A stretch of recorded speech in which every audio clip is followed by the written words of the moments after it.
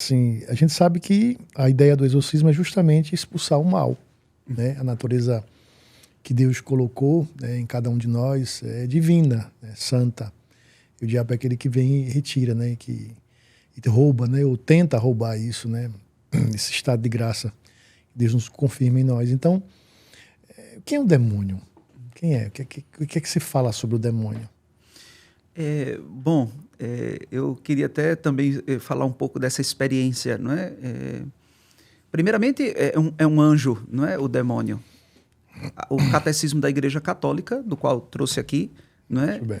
Nos fala de que o demônio não é uma presença abstrata, não é? Não se trata de uma presença abstrata. Trata-se, portanto, de uma presença real. Quando Deus cria o mundo, cria seres visíveis e seres invisíveis, não é? E quando se cria seres invisíveis, os seres angelicais, falamos, portanto, né, da presença de Lúcifer nesse sentido, né? E de toda a sua rebeldia e rebelião que veio posterior a tudo aquilo que Deus, na sua infinita bondade, criou para ser bom, né? O pecado, na verdade, é uma realidade posterior, né? E da decisão, portanto, também que os seres angélicos tinham, né, de acolher ou não a vontade e o amor de Deus. E aí há uma certa tensão com relação hoje a essa figura, porque é verdade, quando a gente vai estudar, Padre Napuan, a questão do ritual de exorcismo, a gente tem que ter muito cuidado, não é, com relação a essa figura, porque a gente também tem uma tendência de colocá-la numa subjetividade ou numa caixa onde a psicologia, a psiquiatria já resolveu, já colocou. É verdade que essas ciências nos ajudam e muito. Eu digo hoje, nos casos de exorcismo que eu atendo, se precisa passar por esses profissionais, né?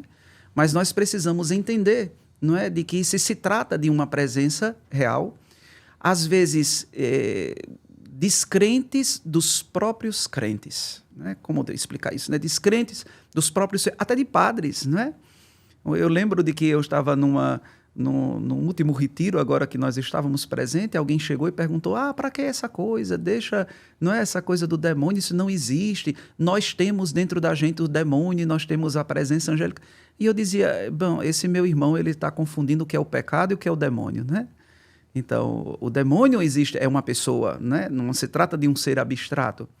Isso para nós que somos católicos, né? E eu estou falando aqui para católicos, consecutivamente é uma presença também real, né? E credível nas outras denominações cristãs. Mas, e é claro de que, não, mas não se trata de um dogma de fé. Mas não precisa ser um dogma de fé. A igreja não professou um dogma para dizer que Deus existe, né? Porque são realidades antes da doutrina, né, nossa da igreja. Então são realidades, sim. Não confundir o que é o pecado, porque aqui daqui a pouquinho a gente pode explicar um pouco o que é isso, né?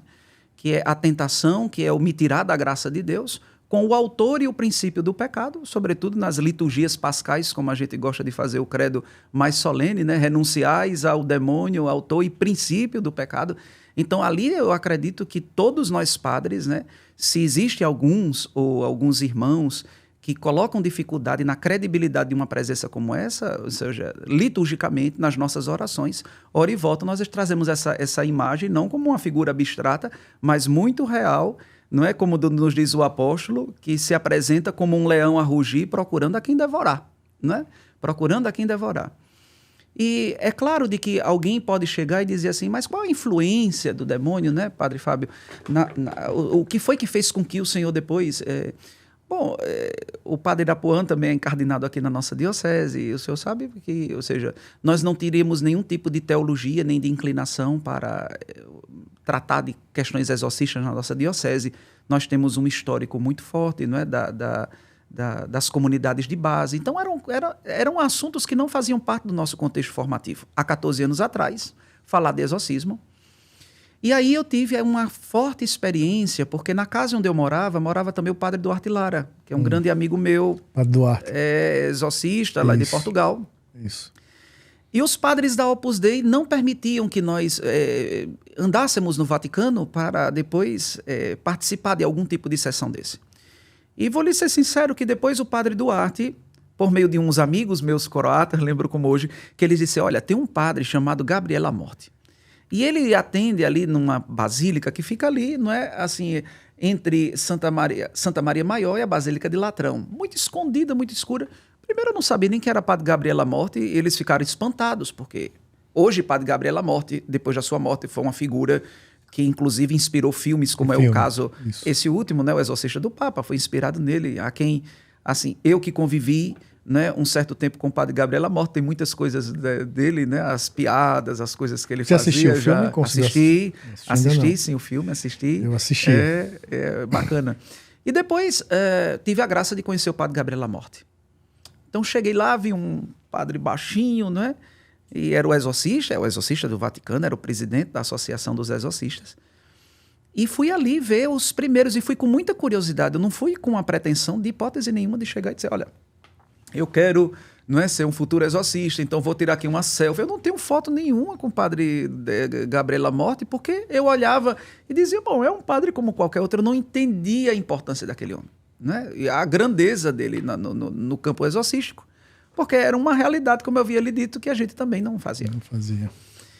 E depois, ali vão casos muito pesados. No Vaticano, ali, vai casos muito pesados. Chegou uma hora que eu fiquei assim apavorado, porque uma observação, Padre Duarte Lara era padre, eu era seminarista.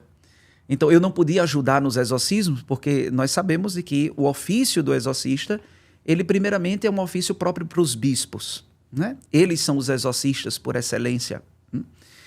Depois, o fato de que sejamos padres não significa dizer que sejamos exorcistas, porque o exorcismo é uma autoridade que o bispo confere a um padre, né, em particular, que depois preenche os requisitos daquilo que é necessário para que um padre atenda na sua pessoa também os exorcismos daquela diocese.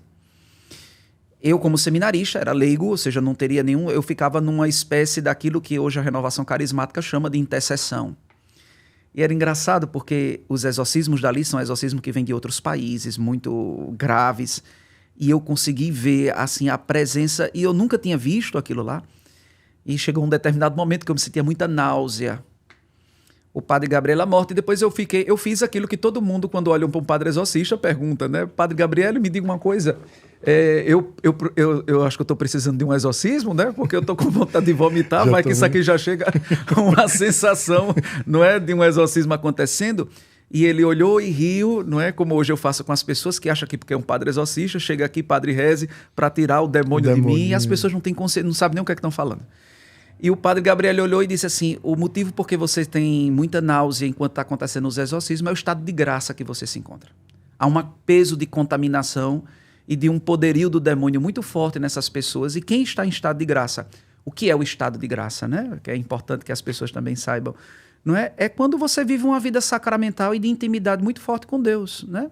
Você não tem aqui... Claro que nós temos as inclinações ao pecado, nós temos nossas imperfeições, nós temos nas nossas pobrezas, mas a nossa luta constante para que elas não sejam um obstáculo para que a gente viva em comunhão com Deus é muito importante, né? E é isso que nós chamamos de estado de graça, né? Que essas coisas elas existem, as inclinações, as tendências, os pecados. No entanto, elas não conseguem ser obstáculo porque insistimos e continuamos na presença de Deus. Então, vivia a minha vida de estado de graça porque vivia comungando todo dia, me confessava, né, frequentemente, né, fazia minhas leituras espirituais, vivia minhas lutas pessoais contra minhas humanidades. Mas isso, desculpa, padre, mas isso é regra? Essa ideia do que o padre Gabriel lhe ensinou, né? Ele explicou. Pelo fato de estar naquele momento ali, né, um ambiente muito pesado, uma situação muito... Na verdade, Padre Irapuã, Padre Gabriel, ele não sabia que depois eu ia me tornar padre, nem exorcista, e ele me dava um sinal daquilo que eu tenho quando eu estou sobre uma pessoa sob influência do mal, que é esses ânsias de vômito. Olá, eu sou o Padre Paul Ramos e você acabou de conferir um corte do nosso podcast Assim Seja. E para você ver o conteúdo completo, basta você acessar o nosso YouTube, podcast Assim Seja, e assim conferir o episódio, tá certo? Te espero lá. Deus abençoe.